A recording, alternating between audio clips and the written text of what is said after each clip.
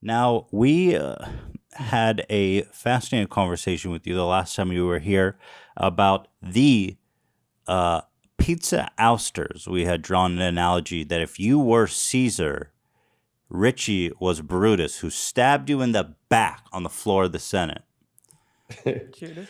That Judas is the one who killed Oh, Jesus, and if you could meld Brutus and oh. Judas, the two great betrayers in literature, together, you would have Richie.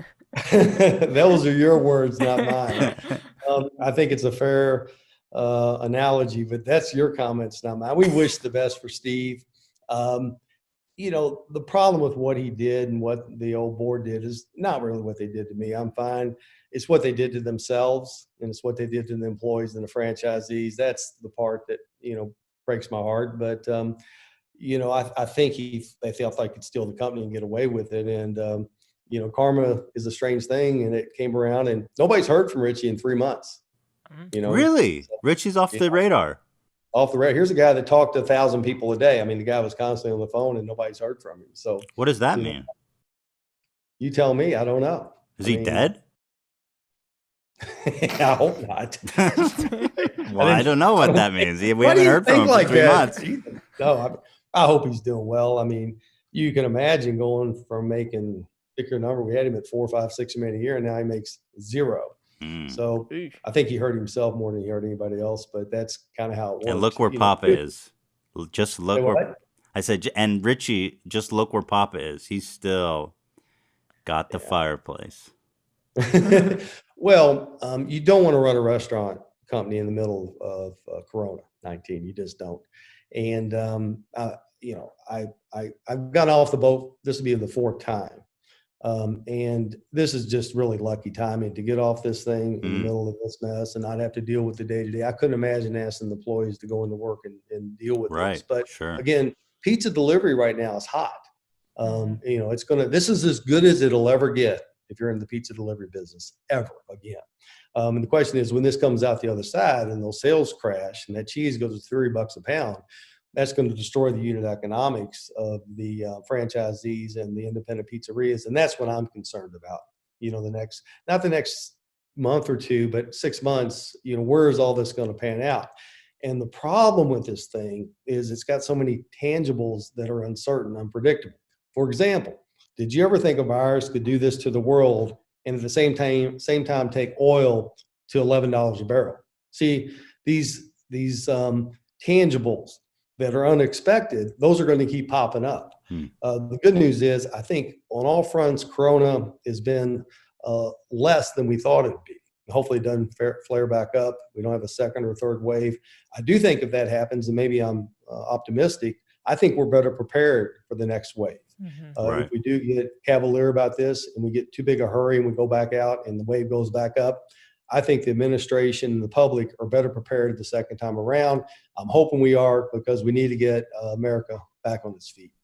Has there been any updates on your lawsuit against what was the name of that agency? The laundry. The laundry service and and Papa John itself. What's going on? What's the updates? Well, it's not with Papa John, so they've pretty well, for the most part, been quiet.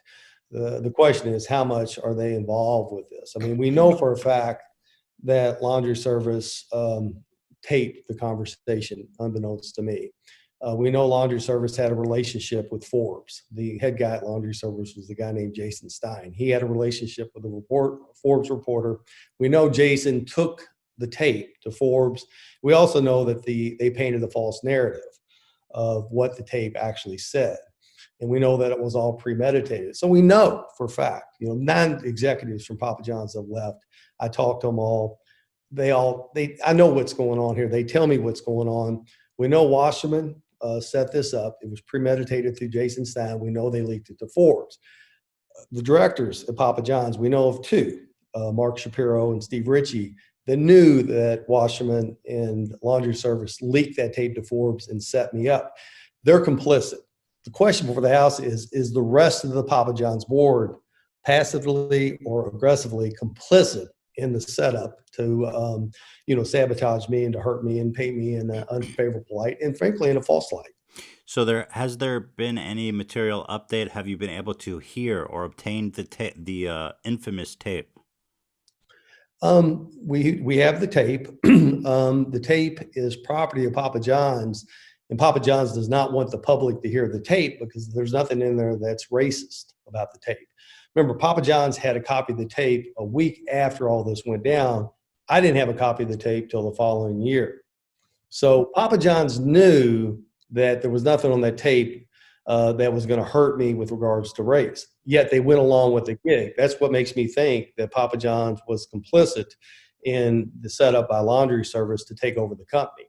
As I've said on Maria Bartiromo and other shows, what's unfathomable, unthinkable is that the board of directors and executives at Papa John's used race, used the black community to steal the company. That's what's hard to believe, and they did, and they continue to do it. Discovery starts at the end of the month. That's going to be interesting. We've got our witnesses, and they got theirs, and I think Discovery will be very telling. If they didn't do anything wrong, they have nothing to worry about. If they did what you and me and the rest of America knows they did, I think they have problems. But let's see what comes out of this. I hope there's some explanation. I just can't find anything except they wanted to set me up and defame me so they could steal the company. Now, why wouldn't you want to steal the company? The company was making $155 million a year. In fact, here's our 9-year run, and here's your $160 million a year profit. 18's $5 million, 19.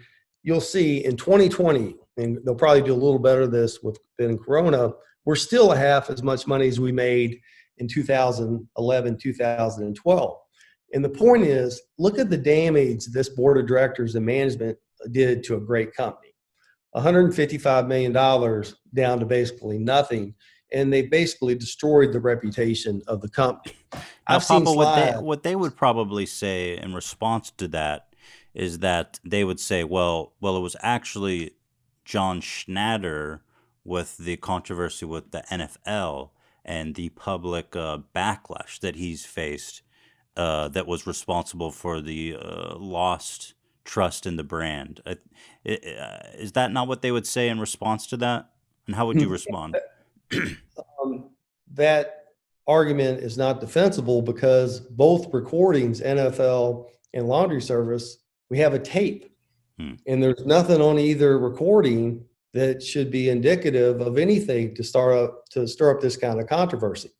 What Papa John's realized when they wanted to steal the company, you see, you can't steal Papa John pizza without running the founder in the ground. Unless you destroy me, you can't steal the company. So they understood early on if they did nothing, if they just did nothing and let the press and the media and social media run and basically crucify me, then that put them in the driver's seat to take the company over. And that's what they did. In other words, they were complicit in destroying my reputation and creating this scandal, which has hurt thousands of employees and hundreds of franchisees because they did nothing.